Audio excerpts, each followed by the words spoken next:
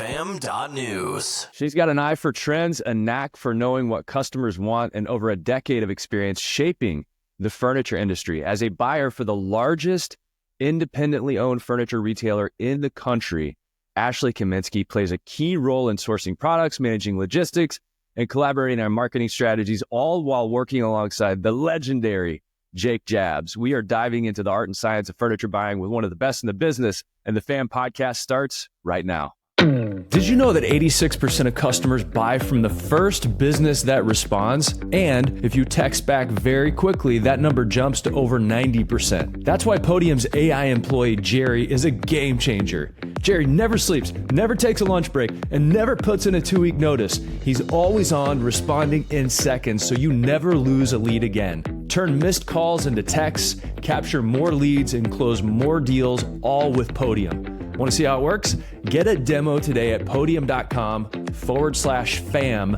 Podium, because speed wins sales. Welcome to the Fam Podcast with Mark Kinsley. This is where the best in the bedding business get even better. Hey fam, welcome to the podcast and my new friend, Ashley Kaminiski. Welcome to the show. It's great to have you here. Yeah, thanks for having me, Mark. You're in Colorado. I am. And you work with American Furniture Warehouse. I do, for the past 15 years. 15 years. Yes. I said over a decade in the T's, so I guess that's accurate, but yeah, 15 years. How did you end up in this business? I'm going to say it's by accident. So I went to school for interior design, and in college, it was just drilled to us that we have to get a job at an architecture firm or a design firm or be a rep for like flooring or tile. There was no mention of the furniture industry and buying. And it wasn't until I moved out to Colorado from Buffalo, New York, and I heard great things about American Furniture Warehouse. I was in a new city. I needed to find a job to make money, and I wanted to do something temporarily in the field that I got my degree in. So I actually started on the sales floor for about a year and a few months. And I really liked the company, what it stood for. It was quite a different experience in terms of how we were trained to enhance the customer experience within the store. So I really liked everything that American Furniture stood for. And from there, I became a visual merchandiser at one of our local stores in Colorado for about 5 years. So I was the one setting up the show floor with new products and making sure the vignettes were inspiring. So when customers would come in, the main goal was for them to see a vignette and say, I want everything here. I want the sofa, the lamp, the rugs, the accessories. And randomly on just a work day, we had our GM at the time come into the store and want to talk to me because Jake Jabs said, I want to add another buyer and I want you. And I basically had like that night to decide if I wanted the job or not. And I really didn't know what that would entail, but I knew I was given this really great opportunity. So I was like, I'll say yes, I'll figure it out. I'll figure it out once I'm in the role and see where it takes me. So now I've been buying for 10 years. Okay, take me back to that moment, because whenever Jake Jabs taps you on the shoulder and says, I want you to be the buyer, was it, tapping into what you knew about design and putting together these vignettes and making it something that everybody wanted? He knew that would inform your buying, and hey, we got to get it right on the front end before we build all these beautiful things. Was that a big part of it? I think so. And that actually was a concern for me. I was thinking about going into this new role and becoming a buyer. I thought I would lose my creativity that I had every day in my job working on the show floor. I didn't realize the connection of my design skills that would really help and be beneficial in the buying role. And it truly has. It's actually enhanced my design skills more than I thought it ever would. In what way? What were some of those breakthroughs or those moments where you're like, yeah, I'm seeing it differently now. It's enhancing my design skills. I would say it's looking from a different perspective, where I really had to know who our customer was, our customer base. And I am seeing the sales numbers, which I never saw before working on the show floor. So I got to see, okay, what does our customer like? What are they attracted to? And my goal is to search for things that speak to our customers and also take a risk and try things that are out of the box just to see if it would stick. I think that's always important. But actually seeing the metrics and the numbers made a huge difference in what type of colors and fabrics and just overall designs I would bring in. Tell me about that American Furniture Warehouse customer. You said you had to really dig in and uncover who was that customer, what spoke to them. You deal with a lot of vendors. I mean, the estimates are it's doing $1 billion in sales annually. I mean, you're serving a lot of people. Who is that customer for American Furniture Warehouse? And what did you learn about them along the way? The AFW customer is someone, I'm going to say, that is probably a little afraid of trends, like may want to dip their toe in the water for a new trend, but doesn't want to go fully in. So kind of treading lightly on that. And I would say just like really going back to basics, kind of tried and true pieces, kind of your bread and butter. I will say larger scale furniture pieces. We always show great value with larger pieces in terms of a TV console or even a sofa that's big and deep, and that just offers a lot of value and visually it looks comfortable. Interesting. Yeah, because when you're following the furniture industry, and I'm sort of adjacent to it, mainly being on the mattress side of things, but when you follow it, what are you following? You're following trends. You're following where design changes are going to inform those products and the retailers that are maybe flooring those. But there's a huge market for people that want to get it right, and they want this to be a piece that's going to stay in their home. They want to be comfortable. They want it to be aesthetically in line with whatever they're trying to create in their home. I think we forget about that sometimes as an industry because we follow that which is the shiny object. And we do offer some trend pieces for sure. And the great thing about us is that we offer everyday low prices. We work on pretty tight margins. So if a customer comes in and buys something that's a little bit out of the box and they want to change it in, let's say, 3 to 5 years, they're not breaking the bank with that first purchase, and they can easily replace it with something else. Let's go back to that customer. Let's say that customer walks into the store 15 years ago and they see Ashley on the sales floor. What did you see on the sales floor 15 years ago? Was the tiger there? So there were live tigers. That was before my time. I never saw the tigers, just the stuffed ones, just the stuffed animal tigers. Okay, so the stuffed animal tigers, and you're sitting there going, what? There was an actual live tiger? What were the stories that people told about the tigers? Just that Jake would bring tigers into the store, and people would just be enamored. And by the store, I mean probably the corporate office, right? He wouldn't parade them around all the store locations. And he also filmed a lot of videos or commercials with them. So kind of the archives of past commercials, I believe in the 70s and even the 80s. He's shown with tigers and also monkeys and other zoo animals. Hey, advertising is grabbing attention first. Nobody's going to listen to all the great things you have to say unless you first interrupt their guesser and capture their attention. Is AFW still good at that, at capturing people's attention, or is it the advertising pretty straightforward? Yeah, I would say we're a good balance of both. We have just our basics of who we are, of offering everyday low pricing and in-stock merchandise, which is a message that we always try to push. And then also with our more recent campaign, we did a new year, new style, where we showcased some of the more trendier type items that introduces color and texture. And we had fun with that advertising campaign. So I need to make sure I get links. I want to get links and put them up on thefam.com for not only the recent AFW advertising, but also some of the stuff in the archives. Yeah. The Tiger archives. Sure. Tiger archives. Love it. Okay, so let's go back to that. So 15 years ago, you walk in. What's changed over those 15 years from what you saw versus what is it happening now with the company? And maybe you give us a quick lay of the land of how many stores, locations, all of that, and then you can walk us through what changes you've noticed. So when I started with the company, we were only in Colorado. We moved to Arizona. We opened our first store in Gilbert, Arizona, about 11 years ago. From there, we opened our second store in Glendale. And I actually had the opportunity to go down to Glendale for 2 weeks prior to opening to help set up that store. So that was a really great experience.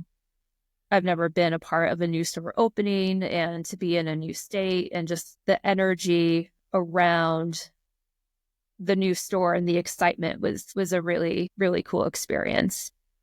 And now we have soon to be 4 stores in Arizona. Our 4th store is going to be in Surprise, which is outside of Scottsdale. And Surprise is a town. It's not like surprise. It's going to be a surprise. Right. It's an actual town. It's a town. Surprise, Arizona. And that, how many square feet is that going to be? Is it going to be a big footprint? It is, yeah. I believe the show floor is going to be about 175,000 square feet. That's all? That's all.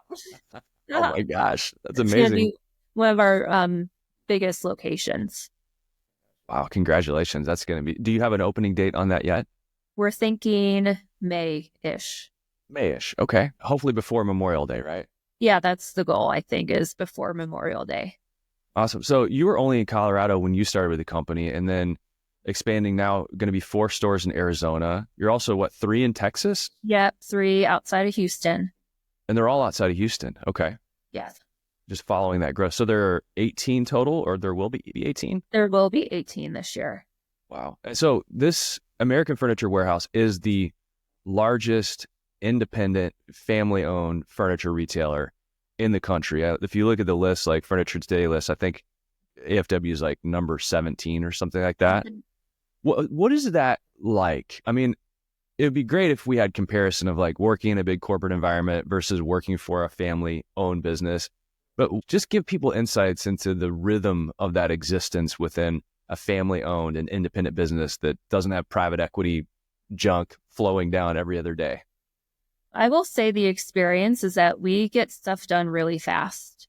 We have meetings twice a week with our owner, Jake Japs, and we talk about processes and things that are happening within the company. Once a year, our president, Jackie, who is Jake's daughter, she holds a start, stop, continue meeting where she gets inputs from key leaders within our company. So the buying team, store managers, and we look at ways of how we can improve the company. And being a privately owned company, those decisions get made really fast, and we get the ball moving like almost immediately.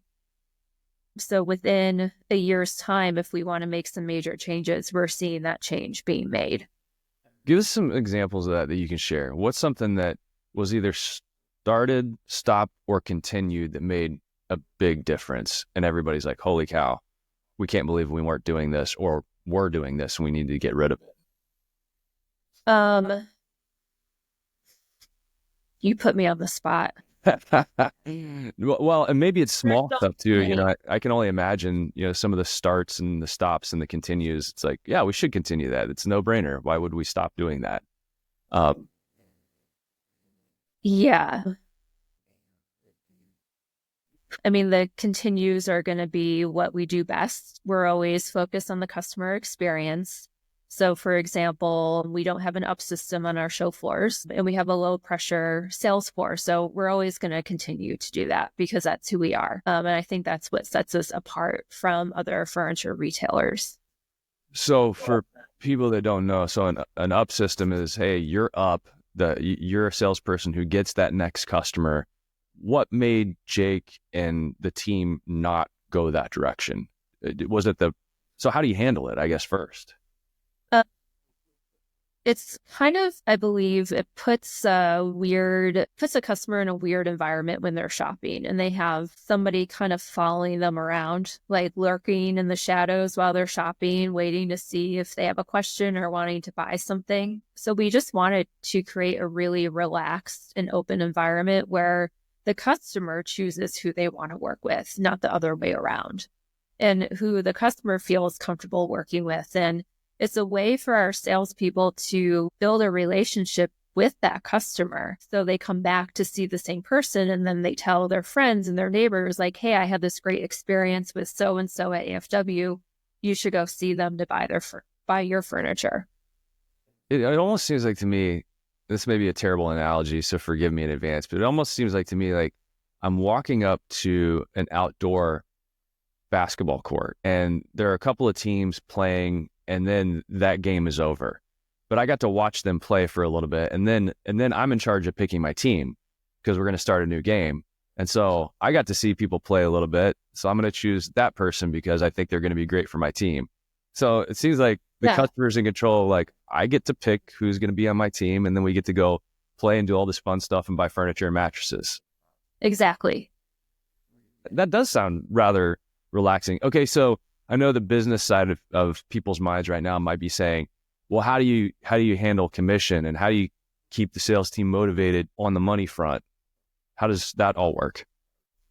So it is obviously commission based, and I believe our salespeople can see like how they tier up within the store compared to their colleagues. And I would say it probably creates a lot more competition on the sales floor. It creates like that hunger of wanting to make more money because our salespeople have to appeal to customers to want to work with them, right?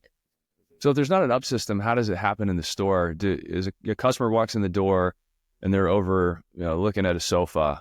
Are there like three salespeople kind of like rotating around, like doing a little parade with a sachet, like, hey, look at me? I hope not. Typically, it's just like a simple greeting, like good morning or good afternoon. Do you have any questions? Let me know how we can help. And our salespeople are trained to say anybody wearing a red shirt, because all of our salespeople wear a red shirt. Anybody in red can help you. I see. Okay, so anybody in red can help you. That's the signal. Hey, go pick your team. Okay, so I know I was like going down a little rabbit hole there, but I wanted to know. And I think that's really cool. And gosh, I mean, to have the success you've had and to be able to translate that beyond the borders of Colorado, I think is incredibly meaningful because anybody that's opened up a store and then opened up a second store, gosh, that process and that lift is so heavy. What has it been like going into Arizona first? What did you learn? Was merchandising different? So from your chair, were you having to buy different pieces? After shopping the different regions, so in Arizona, we shopped the competition. We did the same thing in Texas before we opened. What I discovered between all three regions is that there's not really a difference between what people are buying and what we're seeing. So we're able to buy product that services all three. We don't look at something and say, this would be really great for Arizona. Let's just buy for Arizona. We don't do that. We put it everywhere. Wow, that surprises me because I thought, different regions, different preferences, different styles, Southwestern, things like that. So to be able to scale it, that's a big deal. Now, okay, I do remember a previous conversation we had though, where something that you were buying for Colorado was selling very well in Arizona. Do you remember this? Yeah, with the fireplaces? The fireplaces, yes. Yeah. Tell the... Okay, so when I took our entertainment category, which is TV consoles and fireplaces, I started buying that maybe 2 years ago. What blew my mind is that we sell more fireplaces in Arizona during the summer. Okay, well, hold on. Unpack it. There's got to be, why are people buying these? They're not fireplaces that you, like a hearth that you put in your home. These are like electric fireplaces. Yeah, so electric fireplaces. Yeah, exactly. Electric fireplaces. They have their own unit, so they're within a console.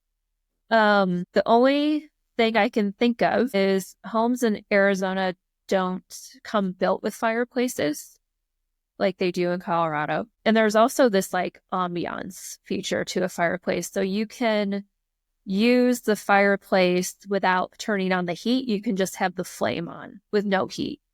So I think like aesthetically it looks nice. And as far as like nighttime summers in Arizona, it's still pretty warm. Like it's still in the 90s. So I can't say people are using the heat function at night in Arizona during the summer, because I don't think that's happening. I think they're buying them maybe in the off season, thinking they're going to get a better deal. And hey, we spent this past winter without any sort of extra warmth. Maybe, retirees that end up in Arizona are coming from a place where they had a fireplace. I don't know. I'm just making guesses. Yeah, that's true. A lot of people have a second home in Arizona from Colorado, and there's a ton of snowbirds, so I can see that as a possibility for sure.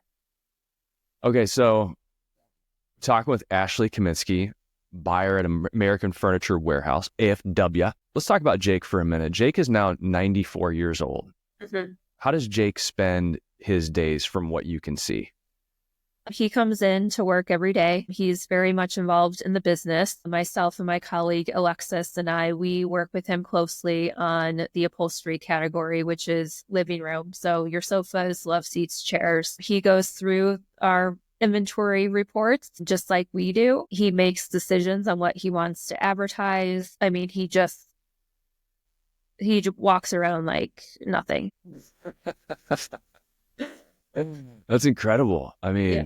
Gosh, what an amazing story. And I think he started in like 1975. His parents had immigrated from, I think, Poland and Russia to escape communism. Mm-hmm. And I read one time that his dad said something along the lines of, they killed all the rich people, so don't worry about getting rich. And it seems like, he invests the big money back into the business, and it seems like he lives very frugally. What's his philosophy? What are some of the things you picked up from Jake along the way? He definitely lives below his means, and he preaches that to his employees. That's very important to him. He does talk about how he didn't get into business to get rich. He does put the money back into the business to grow it. And we're just a great example of what we've become and what we are becoming because we are growing. And his focus has always been the customer experience. How can I build a furniture company and store that sets us apart from everyone else? And I think he's done a successful job at doing that. I would say so. You get to walk around with him at markets and see from a merchandising standpoint how he thinks about products and bringing on new lines and things like that. Have you learned anything along that way that stands out to you? Any lessons picked up in the hallways at High Point or beyond? Oh, absolutely. Like there are several times where we'll be finished walking a space and like he'll just want to have a little powwow, and he'll mention, this particular factory, we don't see their product in our shops. So we service all of our furniture. So we have our upholstery shops and our wood shops. So he'll just make mental notes, but also he wants to make sure we're aware, like this is a good factory or vendor. They take care of us. They make great products. We don't have issues with them, sort of thing. That's got to be a huge advantage, because I think years ago, Jake was part of a group of some big retailers, and he left that group because they were sort of turning chargebacks and things in that arena into profit centers. And he's always treated his vendors fairly. And if you do that, they're important to you, you're important to them. It seems like you have a great relationship with your vendors. What is that like? Is that an accurate statement?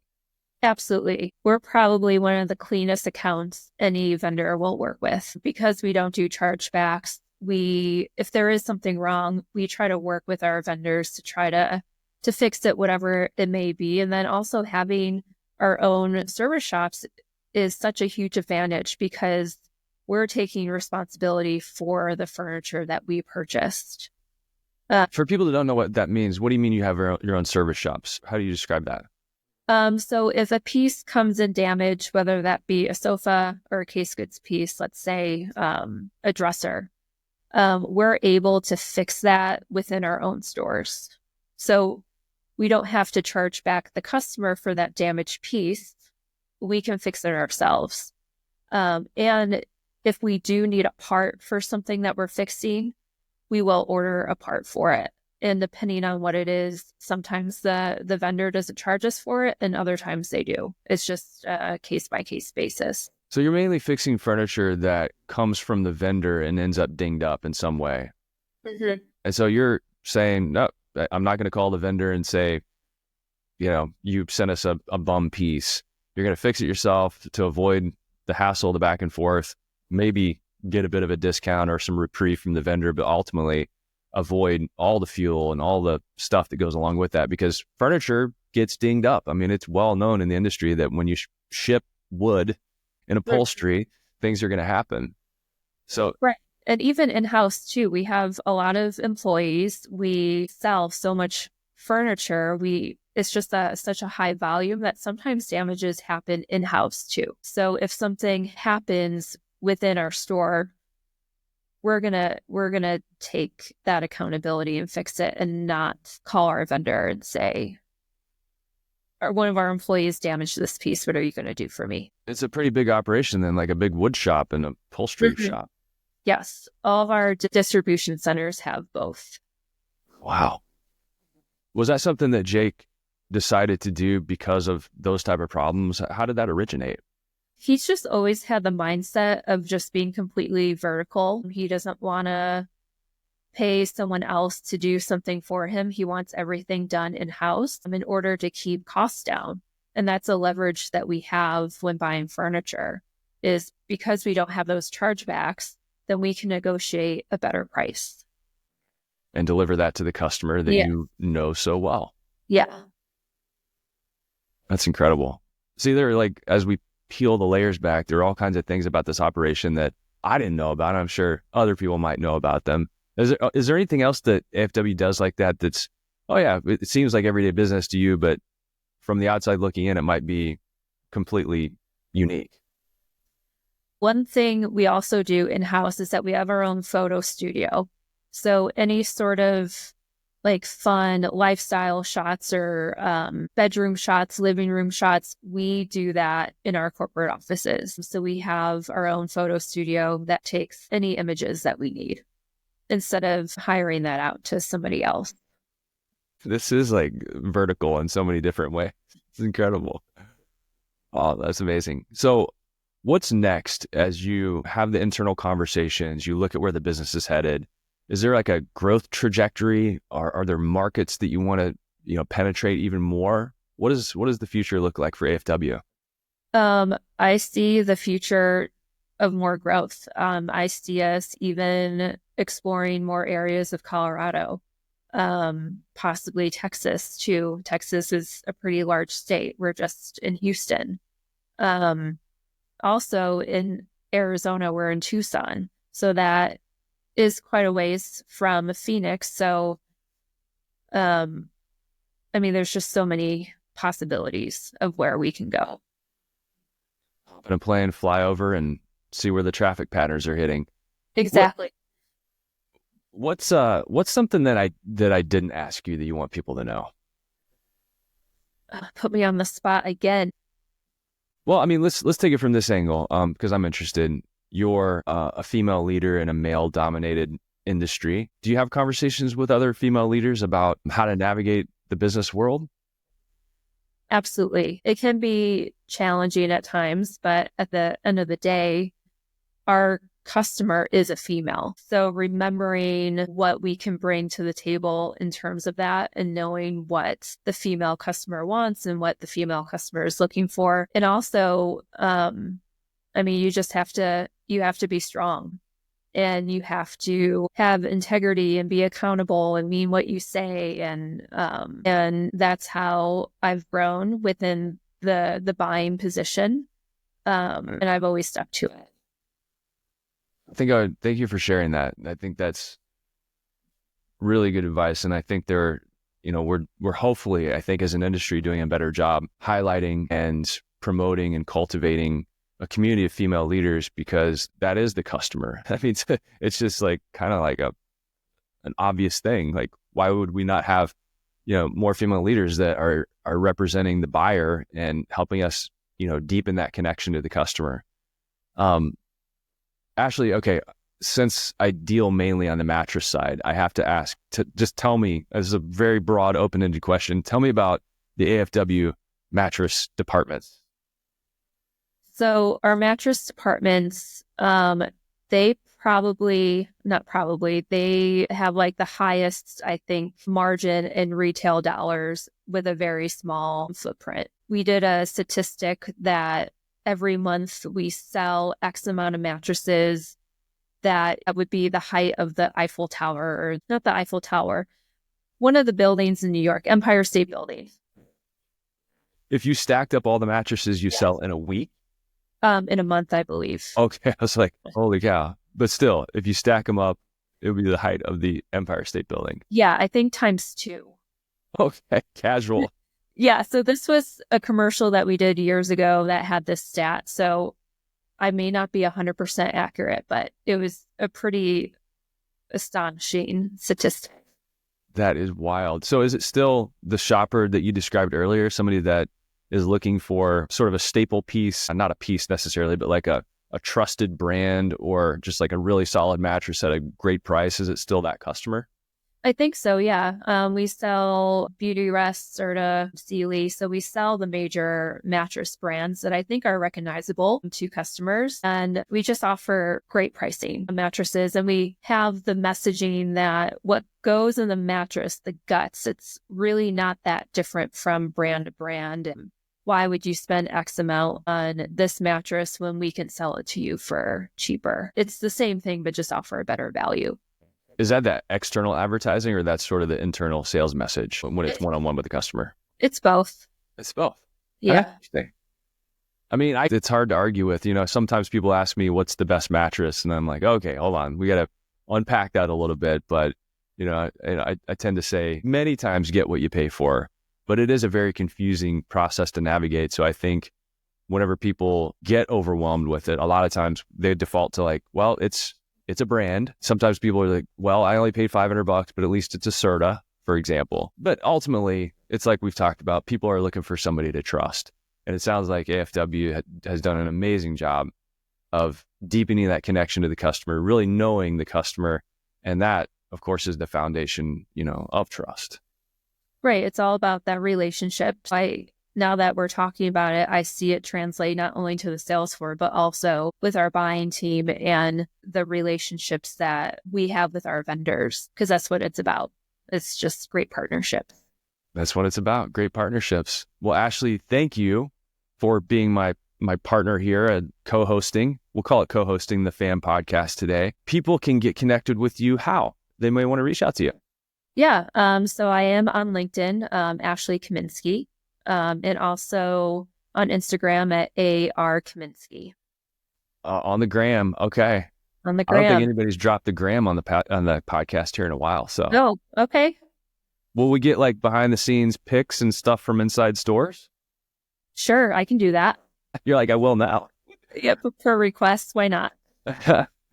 Well, awesome. Well, Ashley, from the FAM, to everybody at AFW, your colleagues, your internal family there, we thank you for elevating this industry and making it such a positive place to live, work, shop, be a part of. I think AFW is just like such a beacon in the night for a lot of people, and just so many amazing stories. And we'll look forward to reconnecting down the road, and we'll surface some more of these.